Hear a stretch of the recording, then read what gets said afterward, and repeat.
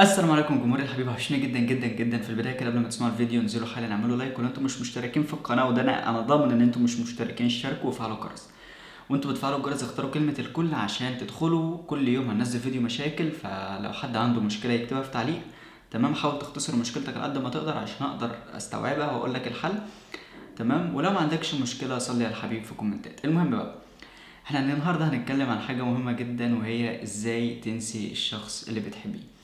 في البداية كده لازم تكونوا عارفين ان الموضوع كله بيكون عبارة عن قرار بتاخديه ان انت هتنسي الشخص ده او ان انت هتنسى البنت دي.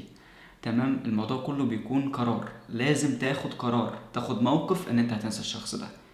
طيب، في ناس منكم مش بتنسى ليه؟ لانها بتحاول، مش بتبقى واخدة القرار. هي بتقول انا هحاول انسى، بس مع الوقت كده بتلاقي نفسك ان قلبك اللي بيحب الشخص ده او ميال للشخص ده بيقنعك ان انت عملت اللي عليكي وفشلتي، فبتصبري نفسك بكلمة انا عملت اللي عليا وفشلت، انا حاولت وفشلت. لكن انت لو كنت واخدة قرار كنت هتنسي. طيب، عارفة انت الناس اللي هي بتشرب سجاير وتقعد مثلا شهر شهرين وبعد كده ترجع تاني تشرب؟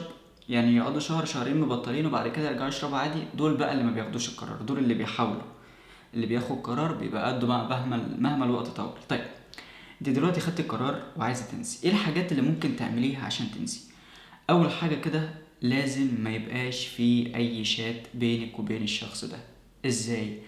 رسائل حب، ريكوردات بصوته، كل الحاجات دي تتمسح. مفيش اي شات بينك وبينه، تمام؟ مفيش خالص. تمام. الحاجه التانية، لو انتوا قابلتوا بعض ما يبقاش في صور. تمام، هو مثلا صحي من النوم يا قلبي صباح الخير وبعت لك سيلفي رايق، انت ايه يا حبيبي؟ ده انا بطبخ بسله، تعالى كل الف انا، وبعت له سيلفي وانت بتطبخي. والصور دي موجوده، الصور دي تتمسح. امنعي اي حاجه بتفكرك بالشخص ده تكون موجوده على تليفونك. تمام، اعملوا اللي انا بقول لكم عليه وهتنسوا.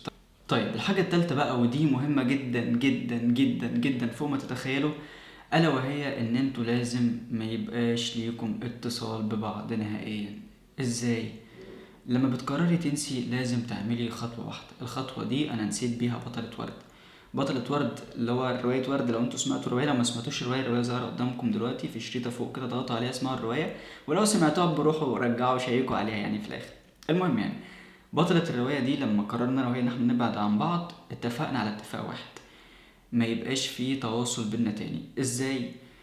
انا عشان كنت عارف ان انا ضعيف وهحن، عشان انا كنت بحبها بجد، انا كنت عارف ان انا ضعيف وهحن. انا قلت لها انا مش عايزك تخليني اتواصل معاكي تاني، ما تخليش في طريقه اتواصل معاكي حتى لو انا عايز. وهي كانت مرحبه جدا بالموضوع دوت، لان احنا كان خلاص العلاقه كانت فاشله، مش هينفع نكمل مع بعض. فهي ما خلتش في طريقه ان انا اتواصل معاها، ما عملتليش بقى بلوك فانا اعمل اكونت تاني وادخل اكلمها. لا، ما فيش اكونتات فيس اصلا اعرفها. اكونت جديد، واتس جديد، رقم جديد، تليجرام جديد، ما كانش في تليجرام وقتها. يعني كل حاجه كانت جديده في جديد، اللي هو انا حتى لو عايز اوصل لك انا مش عارف، وهي لو عايزه توصل لي خلاص هي عندها الاوبشن، بس هي ما توصلتش. فخلاص انا بالنسبه لي، انا عشان انا كنت عارف ان الموضوع ده فاشل، انا قلت لها كده عشان انا عارف ان انا هضعف واكلمها. فعشان انا واخد القرار ان انا انساها وان احنا لازم نبعد وان العلاقه دي ما تنفعش، انا عملت كده، طلبت منها الطلب دوت ان احنا ولا انا اعرفها ولا هي تعرفني. حتى لو انا عايز اوصل لك يا بنت الناس ما اعرفش. فده كان شيء لازم كله يعمله. الحاجه الاخيره بقى، الا وهي ان انتوا بيجيلكم وقت بتبقوا قاعدين مع نفسكم كده وتفتكري الشخص ده. ودي كانت اصعب حاجه بتواجهني وانا بنسى بطلة رواية ولد. انا بحب البنت دي عشان حاجه معينه. احنا ما كناش بنتخانق، يعني ما فيش بينا زعل.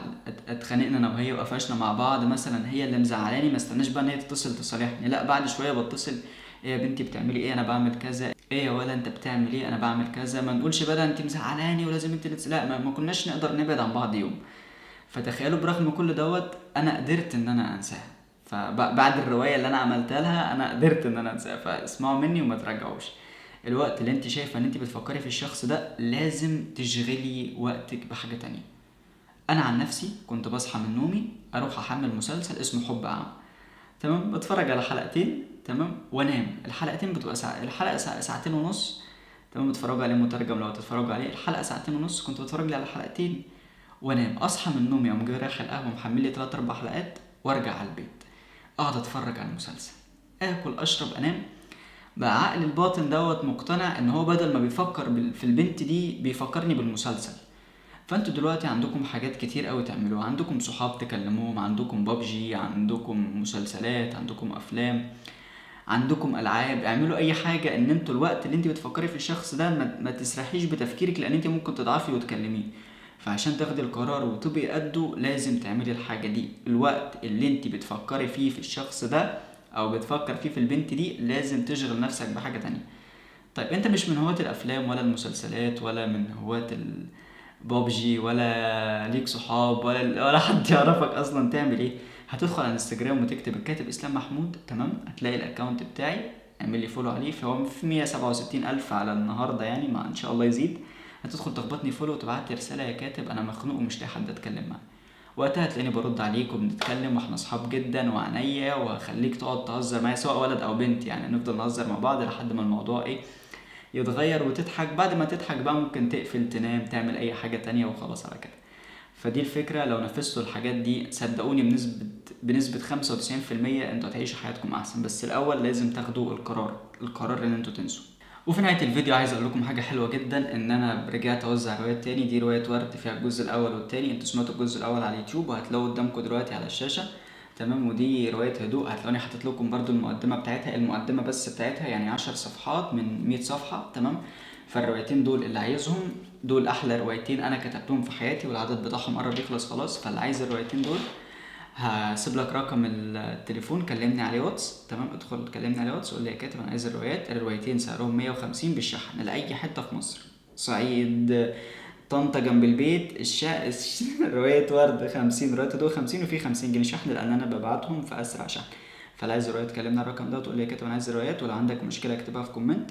هسيب لكم دلوقتي دي رواية ورد الجزء الأول، ودي مقدمة رواية هدوء، ودي آخر رواية أنا نزلتها، ودي رواية تانية جدا. فاللي يعجبكم اسمعوه، متنسوش تشتركوا. سلام.